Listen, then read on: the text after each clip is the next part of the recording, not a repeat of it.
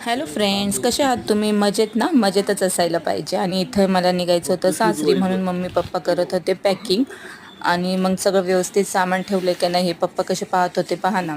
त्यांचं चाललं होतं की सगळं व्यवस्थित ठेव, आणि इथं सगळ्यांना खूप मन भरून आलं होतं, पण खूप कंट्रोल केलं का तर मम्मी पप्पांना वाईट वाटतं म्हणून. आणि भरल्या मनाने मस्त त्यांचा असा निरोप घेतला. खूप वाईट पण वाटत होतं.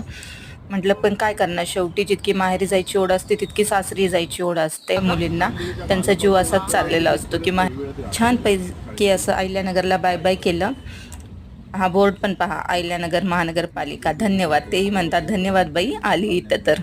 चला मग अशा प्रकारे लागले मी रोडला, आणि रस्त्यातच सुप्यामध्ये लागली होती अपना बेकरी. मग भाऊ म्हटला की थांब तुझ्यासाठी खारी घेतो, इथली खारी खूप फेमस आणि फ्रेश असते. मग खारी घेतली आणि थोड्या वेळात पावसासहित आम्ही पुण्यात एंट्री केली. आता इथंही मुसळधार पाऊस.